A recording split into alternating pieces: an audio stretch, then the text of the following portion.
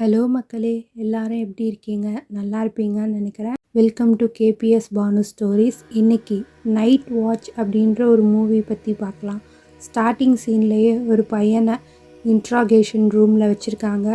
அந்த பையனை பார்க்கும்போதே ஒரு மாதிரி கொஞ்சம் மனநிலை சரியில்லாத மாதிரி தெரியுது. இவங்க தான் இன்வெஸ்டிகேட்டர். அவங்க அந்த பையன்கிட்ட விசாரிக்கிறாங்க. அந்த ஸ்கல்பை என்ன பண்ண அப்படின்னு கேட்குறாங்க. அதாவது இவன் கொலை பண்ணவங்களோட அந்த தலைமுடியை அப்படியே எடுத்துகிட்டு போயிருப்பான். அதை தான் கேட்குறாங்க. அதுக்கு அந்த பையன் ஏட்டிக்கு மூட்டிக்காக தான் பதில் சொல்கிறான். இதை வெளியே இருந்து இன்னொரு காப்பும் டாக்டரும் நின்று கவனிச்சிட்ருக்காங்க. அந்த இன்வெஸ்டிகேட்டர் நிறைய கேள்வி கேட்டுட்டு, நீ copycat killer, original killer இவர் தான், இவரை பற்றி தெரியுமா, இவர் உன் மேலே ரொம்ப கோவமாக இருக்கார் அப்படின்னு சொல்கிறாங்க. அப்போது அந்த டாக்டர் பதறாங்க. அவங்க ஃபோட்டோவை காட்ட போகிறாங்களா அப்படின்னு. அப்போது இன்வெஸ்டிகேட்டர் அந்த ஃபோட்டோ எடுத்து காட்டுறாரு. அந்த பையன் அந்த ஃபோட்டோவை ரொம்ப ஆர்வமாக பார்க்குறான். பார்த்துட்டு இவர் என் மேலே ரொம்ப கோவமாக இருப்பார்ல அப்படின்னு இன்வெஸ்டிகேட்டர்கிட்ட கேட்டுட்டு போய் அந்த ரூமில் இருக்கும் இல்லையா கண்ணாடி, அதிலே நச்சு நச்சுன்னு தானாக தன்னோட தலை முட்டிக்கிறான். யாராவது ஹெல்ப் பண்ண வாங்க அப்படின்னு சொல்லி இன்வெஸ்டிகேட்டர் சொல்லிட்டு ரூமை விட்டு வெளியே போயிடுறாங்க. அப்படியே கட் பண்ண இந்த பக்கம் எம்மான்னு ஒரு பொண்ணு அவங்களோட அம்மாவோட திங்ஸ் எல்லாம் எடுத்து அரேஞ்ச் பண்ணிகிட்ருக்கா. அப்போ அதில் இருக்க அவங்க அம்மாவோட ஃபோட்டோ இதெல்லாம் எடுத்து பார்த்துட்ருக்காங்க. அப்போது பின்னாடியே இருந்து அவங்க அப்பா கூப்பிடுறாரு, எம்மா என்ன பண்ணிகிட்ருக்கேன், இந்த இடத்தெல்லாம் க்ளீன் பண்ணலையா இன்றைக்கி அப்படின்னு கேட்டுகிட்டே வராரு. அந்த பொண்ணு அந்த பெட்டியில் இருக்க திங்ஸ் ஒவ்வொன்றா எடுத்து பார்த்துட்டே இருக்கா. அதில் பேப்பர் கட்டிங் இருக்குது, அதை பற்றி கேட்கலாம் அப்படின்னு பார்க்கும்போது அவங்க அப்பா இதெல்லாம் பார்த்துட்டு ஒரு மாதிரி ஆகிட்டு அங்கேருந்து போய் ரூமுக்குள்ளே கதவை சாத்திடுறாரு. அதுக்குள்ளே போயிட்டாரா அப்படின்னு சொல்லி இந்த பொண்ணு கொஞ்சம் மாதிரி கோவமாயிட்டு அதை அப்படியே வச்சுட்டு கிளாஸுக்கு போயிடுறாங்க. இவங்க ஒரு மெடிக்கல் ஸ்டூடெண்ட். அங்கே கிளாஸ் நடந்துகிட்ருக்கு, ஜாலியாக போயிட்டுருக்கு. அந்த கிளாஸ் முடிஞ்சோடனே ப்ரொஃபஸர்கிட்ட போய், சார் நைட் வாட்சுக்கு ஆள் வேணும்னு கேட்டிருந்தாங்கல்ல, நான் அந்த வேலைக்கு போகிறேனே அப்படின்னு கேட்குறாங்க.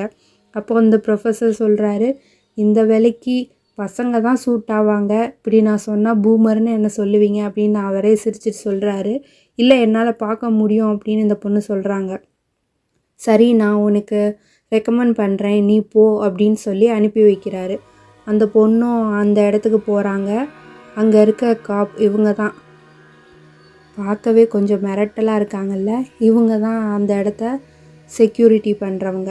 இவங்கக்கிட்ட போய், எம்மா இந்த மாதிரி நான் தான் நைட் வாட்சுக்கு வரப்போகிறேன் அப்படின்னு சொன்னோன்னே அவங்க ஒவ்வொரு இடமா கூட்டிகிட்டு போய் காட்டுறாங்க.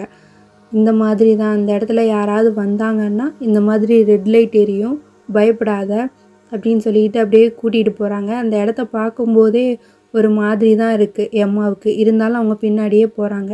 இதோ இந்த சைடு கீழே ரூம் இருக்குது பார்த்தியா, இதுக்குள்ளே போனால் உனக்கு கண்டிப்பாக ஹார்ட் அட்டாக் வந்துடும் அப்படின்னு சொல்லி அந்த செக்யூரிட்டி மேடம் பயமுறுத்துகிறாங்க. அடுத்து மேலே கூட்டிகிட்டு போகிறாங்க.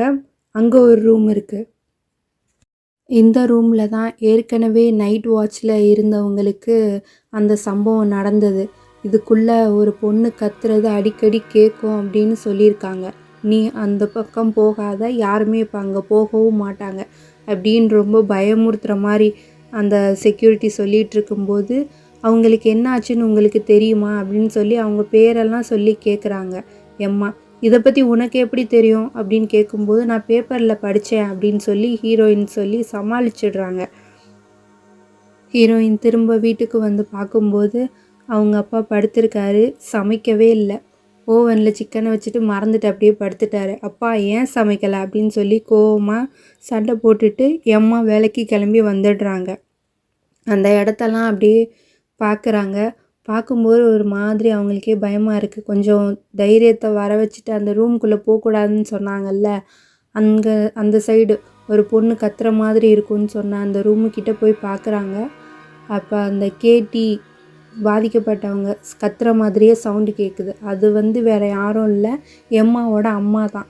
அதை கேட்டோடனே எம்மாவுக்கு ஒரு மாதிரி ஆகிடுது. பயந்த மாதிரி பழையபடி அதே இடத்துல நிற்கிறாங்க. அந்த பயத்தை போக்குறதுக்காக அவங்களோட பாய் ஃப்ரெண்டை போய் பார்க்குறாங்க. பார்த்துட்டு அவங்கக்கிட்ட ஹெல்ப் கேட்குறாங்க எம்மா. இந்த மாதிரி நீ ஃபோன் பண்ணி பேசு, அந்த வாமரை நான் பார்க்கணும், எனக்காக நீ ஒரு ப்ரொஃபஸர் மாதிரி ஃபோன் பண்ணி பேசுன்னு சொன்னால் அவங்க பாய் ஃப்ரெண்டும் எம்மாவுக்கு ஹெல்ப் பண்ணுறதுக்காக ஒரு ப்ரொஃபஸர் மாதிரியே ஃபோன் பண்ணி என்னோடய ஸ்டூடெண்ட் வருவாங்க அப்படின்னு சொல்லிடுறாங்க. எம்மா அந்த வார்மரை பார்க்குறதுக்காக இப்போது கிளம்பி அந்த சைக்காட்ரிக் ஹாஸ்பிட்டலுக்கு போகிறாங்க. அங்கே இருக்க செக்யூரிட்டி எம்மாவை ஒரு ரிசர்ச் ஸ்டூடெண்ட்டுன்னு நினச்சி கூட்டிகிட்டு போகிறாரு. அப்போது அந்த ஸ்டார்டிங்கில் பார்த்தோம் இல்லையா, இன்ட்ராகேஷன் ரூமில் ஒரு பையனை உட்கார வச்சுருந்தாங்கல்ல, அந்த பையன் இங்கே தான் இருக்கான். அவன் அப்படியே பின்னாடியே ஃபாலோ பண்ணிட்டு வரான் அவங்களுக்கு தெரியாமல். இந்த மாதிரி ஆட்கள்லாம் நாங்கள் வீக்கெண்ட் ஆனால் வெளியே அனுப்பி வச்சுடுவோம், ரொம்ப ஒரு மாதிரி இருக்கவங்கள மட்டும்தான் இங்கேயே வச்சுருப்போம் அப்படின்னு சொல்லிட்டு செக்யூரிட்டி அந்த இடத்த பற்றிலாம் சொல்லிக்கிட்டே கூட்டிகிட்டு வராரு. உள்ளே தான் இருக்கார் வார்மர், நீங்கள் போய் பாருங்கள் அப்படின்னு சொல்லிட்டு கையில் ஒரு செக்யூரிட்டி பட்டன் ரெட் கலரில் சின்னதாக இருக்குது, ஏதாவது எமர்ஜென்சினா இதை அமுக்குங்க அப்படின்னு சொல்லி கொடுத்துட்டு அவர் போயிடுறாரு. இந்த பையன் அப்படியே ஒளிஞ்சு நின்று பார்த்துட்டே இருக்கான். எம்மா உள்ளே போனோடனே அந்த செக்யூரிட்டி கதவை சாத்திட்டு போயிடுறாரு. உள்ளே போனால் அந்த வார்மர் திரும்பி உட்காந்துருக்காரு. காட்டும்போதே கொஞ்சம் பயமாக தான் காட்டுறாங்க. எம்மா பயந்துக்கிட்டே கிட்ட போகிறாங்க.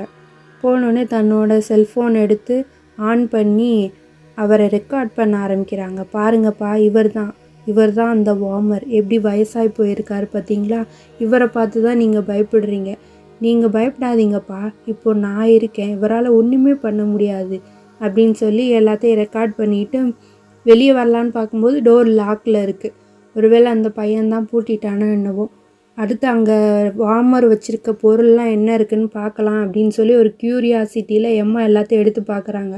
பார்த்தா ஒரு நோட் புக்கில் அவர் என்னென்ன டைப் ஆஃப் ஹேர் இருக்குது அப்படின்னு எல்லாத்தையும் கலெக்ஷன் பண்ணி ஒரு நோட் புக்லெட் மாதிரி போட்டு ஒட்டி வச்சுருக்காரு மக்களே. அதெல்லாம் எடுத்து எம்மா பார்க்குறாங்க. அடுத்து அவரோட ஃபேமிலி ஃபோட்டோஸ் இதெல்லாம் இருக்குது. அதெல்லாம் எடுத்து பார்த்துக்கிட்டே இருக்கும்போது இந்த வார்மர் மெதுவாக எழுந்திரிச்சு எம்மா பக்கத்தில் வராரு. எம்மா அதை கவனிக்கவே இல்லை. ரொம்ப கிட்டத்தில் வந்துட்டார்.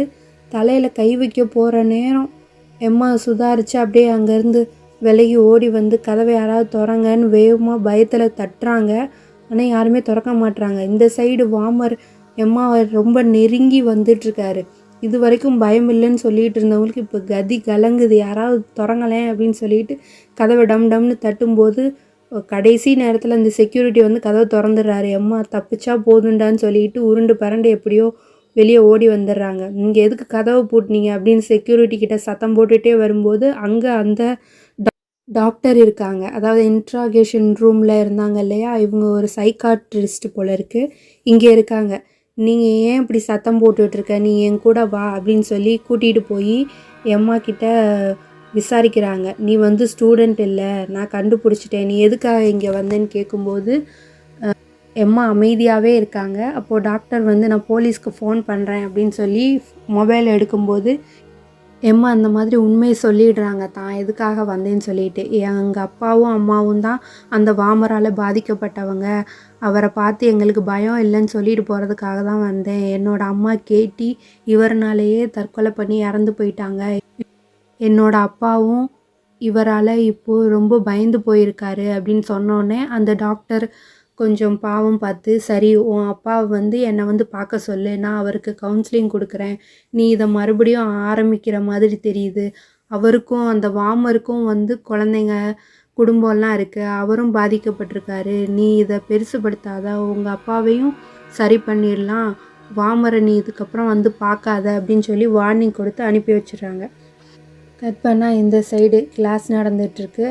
எம்மாவும் அவங்களோட பாய் ஃப்ரெண்டும் ஒரு பேராக நின்று கொடுத்துருக்க கையில் இருக்க பார்ட்ஸ் எல்லாம் வச்சு ஸ்டடி பண்ணிக்கிட்டு இருக்காங்க. அப்போது பாய் ஃப்ரெண்டு சும்மா அந்த பொண்ணுக்கிட்ட கடலை போடுற மாதிரியே பேசிகிட்டு இருக்காரு. இந்த சைடு எம்மாவோட ஃப்ரெண்ட்ஸ் 2 பேரும் சேர்ந்து அந்த பொண்ணுக்கு அந்த கையை பார்த்தோன்னே ஒரு மாதிரி வாமிட்டிங் சென்ஸாகவே இருக்குது. அந்த பையன் உனக்கு ரொம்ப பிடிச்ச ஃபுட்டை நினச்சிக்கோ, வாமிட் வராது அப்படி இப்படின்னு சொல்லி சமாளிக்க பார்க்குறான். அந்த பொண்ணு ஓவராக வாமிட் வர மாதிரி இருக்கும், அங்கேருந்து ஓடி போயிடுறா.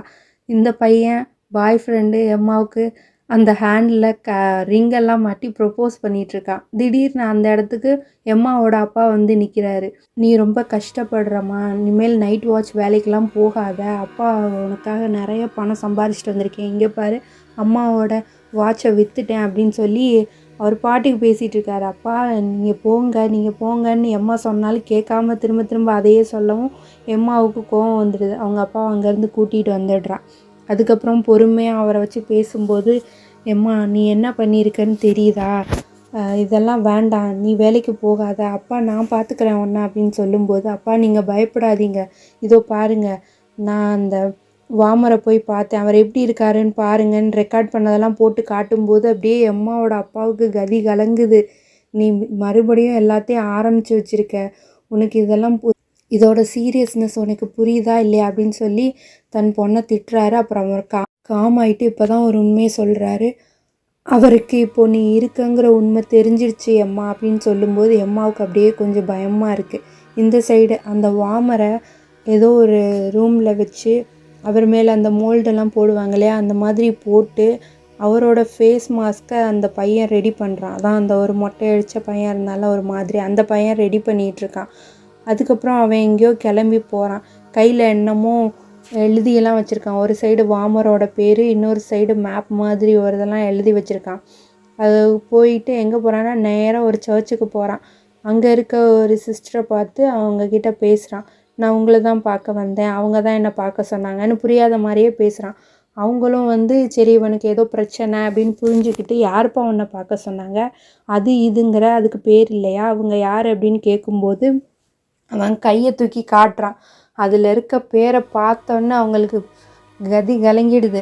வாமரை எப்படி உனக்கு தெரியும், நீ எங்கே பார்த்த அவரை, நீ இங்கேருந்து முதல்ல போ அப்படின்னு சொல்லிட்டு அவங்க வேகமாக கார் எடுத்துகிட்டு கிளம்புறாங்க. அப்போ அந்த காருக்குள்ளே அவங்களுக்கே தெரியாமல் அந்த மாஸ்க்கு போட்ட ஆள் உள்ளே உட்காடுறாரு. ஒருவேளை அது வாமரா அப்படின்னு தெரியல, மாஸ்க்கு போட்டிருக்கனால நமக்கு சரியாக அது யாருன்னு காட்டல. ஆனால் மாஸ்க்கு போட்ட ஆள் தான் உட்காந்துருக்காரு பின்னாடி. இவங்க அதை கவனிக்காமல் எம்மாவோட அப்பாவுக்கு ஃபோன் பண்ணி, இந்த மாதிரி ஒரு வித்தியாசமான பையன் காலையில் வாமர் பேரை சொல்லிவிட்டு என்னை பார்க்க வந்தான்னு சொல்லிகிட்டே இருக்கும்போது அந்த பையன் முன்னாடி நிற்கிறான்.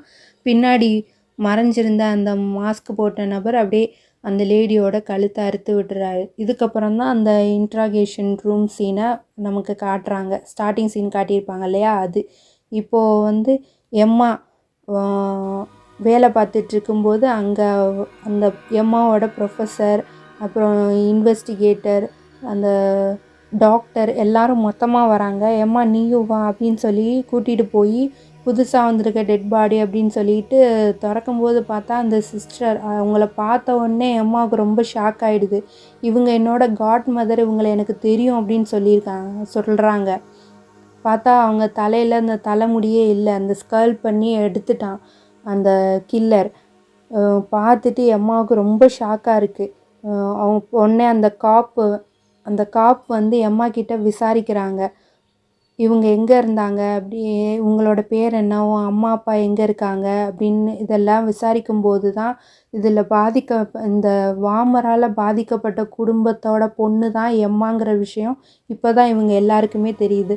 ஜாக்கிரதையாக இருங்க அப்படின்னு சொல்லி எம்மா கிட்ட எச்சரிக்கை பண்ணிவிட்டு, உன்னோட அப்பாவையும் எச்சரிக்கையாக இருக்க சொல்லு அப்படின்னு சொல்லிட்டு கிளம்பிடுறாங்க. இந்த பக்கம் போகிற ஹாஸ்பிட்டலை காட்டுறாங்க. இங்கே ஒரு அங்கே இருக்க சிஸ்டர்கிட்ட அப்படியே கொஞ்சம் வலிஞ்சு பேசிகிட்ருக்காரு. அந்த பொண்ணும் இவங்க கூட கொஞ்சம் இன்ட்ரெஸ்ட் இருக்க மாதிரி பேசிகிட்ருக்காங்க. திடீர்னு ஃபங்க்ஷன் அப்படின்னு சொல்லிட்டு ஒரு ரெட் கலர் தீமில் எல்லாரும் வேஷம் போட்டுட்டு வராங்க.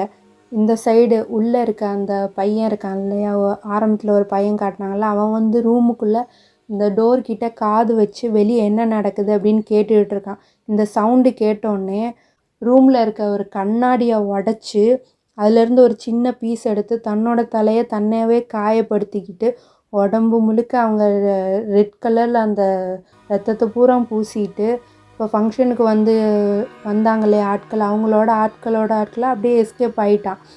அடுத்து இந்த சைடு அம்மா காட்டுறாங்க. தன்னோட ஃப்ரெண்டை கூப்பிட்டுட்டு எனக்காக கொஞ்ச நேரம் என்னோடய வேலையை பார்க்குறியா நீ அப்படின்னு சொல்லி உட்கார வச்சுட்டு தன்னோட அப்பாவை கூப்பிட போகிறாங்க. அங்கே போய் பார்த்தா அவர் ரொம்ப பயந்து போயிருக்காரு. இந்த மாதிரி அந்த காட் மதர் லில்லியோட இறப்பு செய்தியை கேட்டு அவர் ரொம்ப பயப்படுறாரு. அம்மா நீ எங்கேயும் போகாத, உனக்கு ஏதாவது ஆகிட போகுது அப்படின்னு 2 பேர் பேசிகிட்டு இருக்கும்போதே திடீர்னு கதவு தட்டுற சத்தம் கேட்குது. அவங்க வெளியே பார்க்குறாங்க, யாருமே இல்லை. உடனே எம்மாவோட அப்பா தான் எம்மாவை பின்னாடி தள்ளிட்டு அவர் கதவை திறக்கிறாரு. திடீர்னு வந்து ஒரு நபர் முன்னாடி நிற்கிறார். இவர் யாருன்னா காட்ஃபாதர், அதாவது இப்போ ஒருத்தங்க இறந்து போனாங்கல்ல அவங்களோட ஹஸ்பண்ட். அவங்களுக்கு இப்போ தான் அந்த செய்தியே தெரியுது. சும்மா யதார்த்தமாக தன்னோட ஃப்ரெண்டை பார்க்க வந்தவருக்கு இந்த செய்தி கேட்டணும் ரொம்ப அதிர்ச்சியாக இருக்குது. அவன் நீ மறுபடியும் போய் பார்த்தியா அப்படின்னு சொல்லி எம்மா கிட்ட விசாரிக்கிறாரு. எம்மா வந்து தன்னோட பேரண்ட்ஸ்க்கு என்ன நடந்ததுன்னு இவர்கிட்ட தான் கேட்குறாங்க. அன்னைக்கு நானும் தான் அங்கே இருந்தேன், என்னோடய கையை வந்து அவன் ஹேண்ட்கஃப் போட்டுட்டான், என்னோடய கட்டை விரலை உடச்சி தான் எடுத்தேன் அப்படின்னு சொல்லி நடந்ததெல்லாம் சொல்கிறாரு. அதில் வந்து அவங்க அம்மா கேட்டியை தான் வந்து அந்த ரொம்ப சித்திரவதை பண்ணியிருப்பார். அதை தாங்க முடியாமல் தான் அவங்க அம்மா இப்போ தற்கொலை பண்ணிக்கிட்டாங்க அப்படிங்கிற உண்மையை சொல்கிறாரு. இதெல்லாம் சொல்ல வேண்டான்னு எம்மாவோட அப்பா தடுத்தாலும் அவர் உண்மையை சொல்லிடுறாரு. இந்த சைடு பார்த்தா எம்மா அவங்க ஃப்ரெண்டை உட்கார வச்சுருந்தாங்க இல்லையா, அவங்க அந்த இடத்துக்கு அந்த 2 பசங்களும் வந்து பார்ட்டி பண்ணிகிட்ருக்காங்க. எம்மா அவங்க ஃபாதரையும் காட்ஃபாதரையும் கூட்டிகிட்டு வந்து பார்த்து ரொம்ப கோவப்படுறாங்க, நீ ஏன் இப்படி பண்ணுறேன்னு. உடனே அந்த பொண்ணு பாட்டெல்லாம் ஆஃப் பண்ணிட்டு சரி போய் தொலைங்கடான்னு பற்றி விட்டுறாங்க 2 பேரும். இதுக்கப்புறம் இந்த மாதிரி பண்ணாத அப்படின்னு சொல்லிட்டு தன்னோட பேரண்ட்ஸை கூட்டிகிட்டு போய் அவங்கள காட்டுறாங்க. பார்த்துட்டு ஒரு ஃப்ரெண்டு ரொம்ப வருத்தப்படுறாரு. அப்புறம் அவங்கள ரெஸ்டாரண்ட்டுக்கு கூட்டிகிட்டு போகிறாங்க, பழசை பற்றியெல்லாம் பேசுகிறாங்க. நான் அன்றைக்கி கொஞ்சம் தைரியமாக இருந்திருக்கணும்னு அம்மாவோட அப்பா சொல்கிறாரு. இதில் உன்னோட தப்பு எதுவும் இல்லைடா அப்படின்னு சொல்லி ஃப்ரெண்டு ஆறுதல் படுத்துகிறாரு. அப்படியே 2 பேரும் சமாதானமாக கட்டி பிடிச்சிக்கிறாங்க. அதுக்கப்புறம் எம்மா நான் என்னோடய டியூட்டிக்கு போகணும் அப்படின்னு சொல்லிட்டு 2 பேருக்கும் பாய் சொல்லிவிட்டு கிளம்பி இங்கே வராங்க. இங்கே அவங்க ஃப்ரெண்டு தனியாக இருக்காங்க இல்லையா, திடீர்னு பார்த்தா ரெட் லைட் எரியுது அந்த இடத்துல. யாரா வருது அப்படின்னு சொல்லிட்டு அந்த பொண்ணு அப்படியே ஒவ்வொரு ஏரியாவாக போய் பார்க்குறா, யாரையுமே காணோம். திடீர்னு பார்த்தா அந்த பையன் காட்டுறாங்க. இந்த பக்கம் எம்மா வந்து பார்க்கும்போது பார்த்தா தன்னோட ஃப்ரெண்டை காணோம். ஃபுல்லாக அந்த ஏரியா ஃபுல்லாக தேடி பார்க்குறாங்க, காணோம். இந்த சைடு அவங்க எம்மாவோட அப்பாவும் அவர் ஃப்ரெண்டும் ஒரு ஃபுட்பால் கிரவுண்டுக்குள்ளே நுழைஞ்சு கோல் போட்டெல்லாம் விளையாண்டு பழசெல்லாம் பேசி ரொம்ப சந்தோஷமாக இருக்காங்க. நீ பழசை பற்றியெல்லாம் யோசிக்காத, உன்னோட பொண்ணு எம்மாக்காக நீ இருக்கணும் அப்படின்னு சொல்லி ஃப்ரெண்டை தேத்திட்டு தன்னோட ஹோட்டல் ரூமுக்கு கிளம்பி போகிறாரு. அப்படி போயிட்டே இருக்கும்போது திடீர்னு யாரோ வந்து அவரோட கழுத்தை அறுத்துட்டு போயிடுறாங்க. அவர் கீழே வந்து துடிக்கும்போது அந்த மாஸ்க் போட்ட நபர் வந்து உத்து பார்த்துட்டு அவரோட ஸ்கல்பையும் எடுத்துகிட்டு போகிறாரு. அடுத்து இந்த சைடு எம்மா அவங்களோட ஃப்ரெண்ட்ஸை போய் பார்த்து இந்த மாதிரி நேற்று ராத்திரி எனக்கு பதிலாக வந்தால் நம்ம ஃப்ரெண்டை காணோம், போலீஸில் போகலாமா அப்படின்னு கேட்கும்போது இல்லை நம்ம தேடி பார்க்கலாம், இங்கே தான் இருப்பா அப்படின்னு சொல்லிடுறாங்க ஃப்ரெண்ட்ஸு. அடுத்து ஒரு வீடை காட்டுறாங்க. அங்கே தான் வந்து அந்த பொண்ணை அந்த பையன் கொண்டு போய் அடைச்சி வச்சுருக்கான். நீ எதுக்கு என்னை கூட்டிகிட்டு வந்த, நான் ஒன்றும் எம்மா கிடையாது அப்படின்னு சொல்லி அந்த பொண்ணு கத்துறான். ஆனால் கேட்க மாட்டேங்கிறான். எனக்கு தெரியும், என்னோடய இன்வெஸ்டிகேட்டர் சொல்லிட்டாரு நீ தான் எம்மா அப்படின்னு சொல்லிவிட்டு அந்த பையன் நம்ப மாட்டேங்கிறான். அப்போ அந்த இடத்துக்கு அந்த மாஸ்க் போட்ட நபர் வராரு. இந்த பொண்ணு ரொம்ப பயப்படுறா. அப்படியே கட் பண்ணால் இந்த சைடு எம்மாவோட அப்பா வந்து அந்த சைக்காட்டிஸ்ட்டுக்கு கால் பண்ணியிருப்பார் போல இருக்கு. அவங்க நீங்கள் வாங்க அப்படின்னு சொன்னோடனே இவர் கிளம்பி அவங்கள பார்க்குறதுக்காக போகிறாரு. வீட்டுக்கு வந்த எம்மா தன்னோட அப்பா சைக்காட்ரிக்கை பார்க்க போகிறத எழுதி வச்சுட்டு போயிருக்க நோட்ஸை பார்த்து ரொம்ப சந்தோஷப்படுறாங்க. அதுக்கப்புறம் அந்த வாமருக்கே தெரியாமல் அவங்களோட ஃபேமிலி ஃபோட்டோஸ் அந்த இன்ஃபர்மேஷன்லாம் எடுத்துகிட்டு வந்திருப்பாங்க. அதை எடுத்து பார்த்துக்கிட்டே இருக்கும்போது அந்த இன்வெஸ்டிகேட்டர் காப் உள்ளே வராங்க. வந்து இந்த மாதிரி நேற்று நீயும் உங்கள் அப்பாவும் அவரோட ஃப்ரெண்டும் சேர்ந்து ஹோட்டலுக்கு போனீங்களா அப்படின்னு விசாரிக்கிறாங்க. ஆமான்னு சொன்னோடனே அவர் இறந்து போயிட்டார் அப்படின்ற விஷயத்த சொல்கிறாங்க. அது கேட்டோன்னே அம்மாவுக்கு ரொம்ப ஷாக்கிங்காக இருக்குது. உங்கள் அப்பாவோட ஃப்ரெண்டு இறந்துட்டார், இப்போது உங்கள் அப்பா எங்கே அப்படின்னு அந்த இன்வெஸ்டிகேட்டர் கேட்டுகிட்டே வீட்டுக்குள்ளே வராங்க. எங்கள் அப்பா இந்த மாதிரி சைக்காட்ரிக்கை பார்க்க போயிருக்காரு அப்படின்னு எம்மா சொல்லும்போது அவங்க அந்த ஃபோட்டோஸ் எல்லாத்தையும் பார்த்துறாங்க. இதை நீ எங்கேருந்து எடுத்துகிட்டு வந்தேன்னு கேட்கும்போது நான் எல்லாத்தையும் கலெக்ட் பண்ணேன் அப்படின்னு சொல்கிறா எம்மா. இல்லை நான் நம்ப மாட்டேன், நீ அதை வார்மர் ரூம்லேருந்து எடுத்துகிட்டு வந்தியா அப்படின்னு கேட்குறாங்க. ஒருவேளை இதை எல்லாத்தையும் அந்த வார்மரோட பையன் செய்கிறானா அப்படின்னு அந்த ஃபோட்டோ காட்டி அம்மா கேட்கும்போது தான் ஒரு உண்மை தெரியுது. அது பையன் இல்லை, பொண்ணு. வார்மர் அவங்கள அந்த மாதிரி ஹேரெல்லாம் கட் பண்ணி வச்சுருக்காரு. இந்த மாதிரி வார்மர் வந்து அரெஸ்ட் ஆனோடனே அதுக்கப்புறம் அந்த பொண்ணை வேற ஒரு ஆள்கிட்ட தத்து கொடுத்துருக்காங்க. அவங்க வந்து அந்த பொண்ணை அப்யூஸ் பண்ணி வளர்த்துருக்காங்க. அதுக்கப்புறம் அந்த பொண்ணு அவங்கக்கிட்ட இருந்து தப்பிச்சு போய் வேறு இடத்துல செட்டில் ஆகிருக்கா. அவளுக்கு உங்கள் ஃபேமிலியை ரிவெஞ்ச் எடுக்கணும்னு நினப்பில் இருக்கா போல் இருக்குது.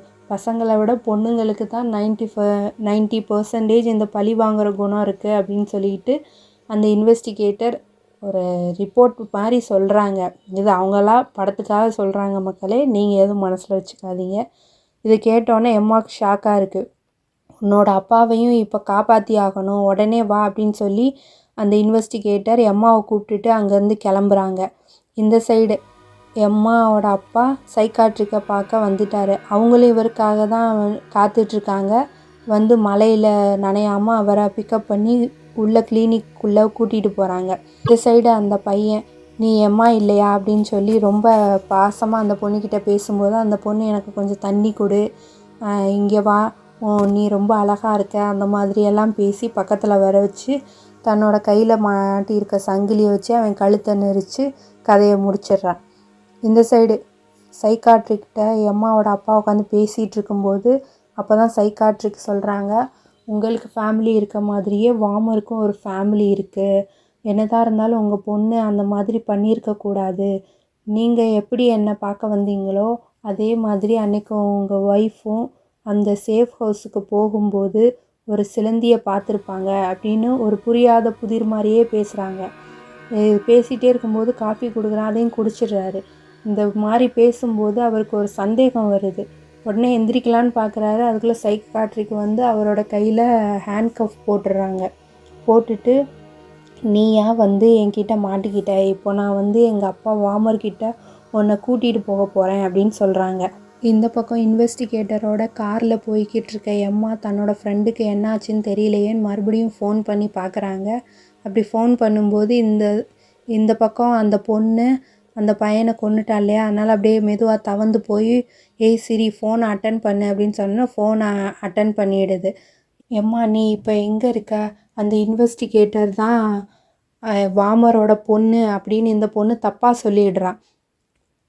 உடனே எம்மாவுக்கு ரொம்ப பதட்டம் ஆகிடுது. நான் அவங்க கூட தான் இப்போ காரில் அப்பா பார்க்க போய்கிட்டு இருக்கேன், நீ எப்படியாவது அவங்ககிட்ட இருந்து தப்பிச்சிடு அப்படின்னு எம்மாவோட ஃப்ரெண்டு சொன்னோடனே இந்த பொண்ணுக்கு ஒரே பதட்டமாக இருக்குது, எப்படா தப்பிக்கிறதுன்னு. இந்த பக்கம் அந்த சைக்காட்ரிக் லாக் பண்ணி எம்மாவோட அப்பாவை அவங்க அப்பா கிட்ட கூட்டிகிட்டு போகிறா.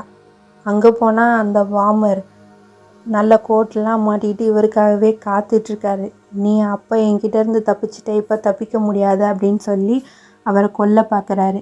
இந்த பக்கம் எம்மா எப்படா சான்ஸ் கிடைக்கும் அப்படின்னு சொல்லிட்டு சீட் பெல்ட்லாம் கழட்டிட்டு ரெடியாக இருக்கா. கார் போய் அந்த கிளினிக் முன்னாடி நின்ன உடனே வண்டியோட டோரை ஓப்பன் பண்ணிவிட்டு ஓடிடுறா உள்ளே, இவங்ககிட்ட இருந்து தப்பிக்கணுன்றதுக்காக. உள்ளே ஓடி போய் அந்த சைக்காட்ரிக்கை பார்த்து, இந்த மாதிரி அவங்க என்னை துரத்திட்டு வராங்க, அவங்க தான் வந்து வாமரோட பொண்ணு அப்படின்னு இவங்க தான் உண்மையான பொண்ணுன்னு தெரியாமல் இவங்கக்கிட்ட எல்லாத்தையும் சொல்லிகிட்ருக்கா. அந்த இன்வெஸ்டிகேட்டர் உள்ளே வந்து, என்ன இந்த பொண்ணு இந்த மாதிரி பண்ணி லூஸ் மாதிரி பண்ணிகிட்ருக்கா அப்படின்னு சொல்லி, என்ன பண்ணுற நில்லுன்னு கத்திட்டே பின்னாடி வராங்க. இந்த பொண்ணை இந்த சைக்காட்ரிக்கு வந்து அந்த இன்வெஸ்டிகேட்டர் காப்பாற்றிடக்கூடாதுன்னு கூட்டிகிட்டு போய் ஒரு இடத்துல ஒளிய வச்சிடறாங்க. நீ இங்கேயே இரு, நான் கூப்பிடாமல் வரக்கூடாது அப்படின்னு சொல்லிட்டு அந்த இன்வெஸ்டிகேட்டரை நீ துப்பாக்கி எடுக்காத, கீழே வை அப்படின்னு சொல்லி சும்மா பேசிகிட்டே அவங்கள குத்தி கொன்னுடுறாங்க. எம்மா பயந்து போயிட்டு வெளியே வரா. என்னாச்சு இவங்களுக்கு என்னாச்சுன்னு கேட்கும்போது, நானே தெரியாமல் என் ஃப்ரெண்டை குத்திட்டேன், வேறு வழி இல்லை அப்படின்னு சொல்லி சைக்காட்ரிக் அழுது நடிக்கிறாங்க. எம்மா உடனே தன்னோட அப்பாவுக்கு ஃபோன் பண்ணுறா. ஃபோன் பண்ணால் அந்த ஃபோன் வந்து இந்த சைக்காட்ரிக் பேக்கெட்டில் இருந்து அடிக்குது. உடனே இவளுக்கு டவுட் வந்துடுது. அங்கேருந்து இவங்ககிட்டருந்து தப்பிக்கிறதுக்காக ஓடுறா. இவங்களும் விடாமல் துரத்திக்கிட்டே வராங்க கத்தி எடுத்துகிட்டு. எம்மாவோட அப்பா வாமர்கிட்டே இருந்து தப்பிக்கணுங்கிறதுக்காக அவன் அப்படியே வீல் சேர்லேருந்து கீழே விழுந்து தான் உயிரை காப்பாற்றிக்க அப்படியே கொஞ்சம் கொஞ்சமாக நவழ்கிறாரு. இந்த வாமருக்கு வந்து கண்ணு தெரியாது இல்லையா, அதனால் ஓடிட்டுருக்க பாட்டை ஆஃப் பண்ணிவிட்டு அப்படியே அவர் தேடி பக்கத்தில் போகிறாரு கொல்றதுக்காக. அன்றைக்கி வந்து நான் பயந்துட்டேன், நான் கொஞ்சம் துணிவாக முடிவு எடுத்துருக்கணும் அப்படின்னு அவர் சொன்னார் இல்லையா, அந்த துணிவு இப்போ அவருக்கு வருது. அப்படியே அந்த வாமர் கொண்டு வர கத்தியை திருப்பி அவரோட கழுத்திலே சொருகி விட்டுறாரு. இந்த சைடு அந்த சைக்காட்ரிக் எம்மாவை தேடி அப்படியே அந்த இடம் ஃபுல்லாக நடந்து வந்துக்கிட்டே இருக்காங்க. எம்மா அவங்கக்கிட்ட இருந்து தப்பிக்கிறதுக்காக ஒவ்வொரு சுவராக ஒளிஞ்சு ஒளிஞ்சு போய்கிட்டே இருக்கா. திடீர்னு அம்மாவோட வாயை பொத்தி யாரோ பின்னாடி இழுக்கிறாங்க. பார்த்தா அந்த பொண்ணோட அப்பா. சத்தம் போடாத அப்படின்னு சொல்லிட்டு 2 பேரும் அப்படியே நைஸாக அங்கேருந்து தப்பிச்சு போகிறாங்க. இதை அந்த சைக்காட்ரிக் பார்த்துட்றா. துரத்திட்டு வர்றா. ஒரு ரூமுக்குள்ளே போய் கதவை சாத்திக்கிறாங்க. அங்கே இருக்க அந்த இடத்துல நிறுத்தி வச்சுருக்க ஒரு ட்ராலி எடுத்து இடின்னு இடித்து கதவை திறந்து உள்ளே போயிடுறா. அப்போ அந்த இடத்துல தான் வந்து இன்வெஸ்டிகேட்டரை அந்த சைக்காட்ரிக் மர்டர் பண்ணி போட்டு வச்சுருக்கான். அவங்க கையில் வந்து கன் இருக்குது. இதை பார்த்துட்டு அம்மா சேஃப்டிக்குன்னு சொல்லிட்டு அந்த கன்னை எடுத்துகிட்டு அவங்க அப்பா கூடயே நிற்காமல் ஓடிட்டே இருக்காங்க. திடீர்னு பார்த்தா ஒரு இடத்துல லாக் ஆகிடுறாங்க. அந்த பக்கம் கதவு பூட்டியிருக்கு. வேறு வழி இல்லை. அவங்க அப்பா எம்மா சுடு அம்மா, அவள் வர்றா சுடு அப்படின்னு சொன்னோடனே பதட்டத்தில் எம்மா கன் எடுத்து பட்டுன்னு சுட்டு தள்ளிடுறாங்க. பாருங்கள் அந்த பொண்ணோட முகத்தை அப்படியே பயந்து போய் அப்படியே நிற்கிறாங்க. கடைசியில் எல்லாம் முடிஞ்சிருது. கொஞ்ச நாளுக்கு அப்புறம் எம்மா அவங்க அப்பாவோட அவங்க ஃப்ரெண்ட்ஸோடு சேர்ந்து ஜாலியாக பீச்சில் உட்காந்துருக்கா. இந்த சைடு எப்பவும் போல் எம்மாவோட ஃப்ரெண்டு 2 பேரும் ஜாலியாக கலாய்ச்சிட்ருக்க. அங்கே பாய் ஃப்ரெண்டும் கூட வந்திருக்கான். எம்மாவோட அப்பா இவங்களோட லூட்டியெல்லாம் கண்டும் காணாத மாதிரியே பாய்ஸ் வாங்க போகலாம் அப்படின்னு சொல்லிக்கிட்டு உள்ளே இறங்கினோடனே மற்ற எல்லோரும் சேர்ந்து உள்ளே இறங்கி ஜாலியாக குளிக்க ஆரம்பிச்சிடுறாங்க. இதோட படம் முடியுது. ஓகே மக்களே, என்னோடய எக்ஸ்ப்ளனேஷன் எப்படி இருந்ததுன்னு உங்களோட கருத்துக்களை மறக்காமல் கமெண்ட் செக்ஷனில் சொல்லுங்கள். அதே மாதிரி இன்னும் நிறைய ஸ்டோரிஸ் கேட்குறதுக்கு மறக்காமல் கேபிஎஸ் பானு ஸ்டோரிஸை சப்ஸ்கிரைப் பண்ணிக்கோங்க. Thank you friends.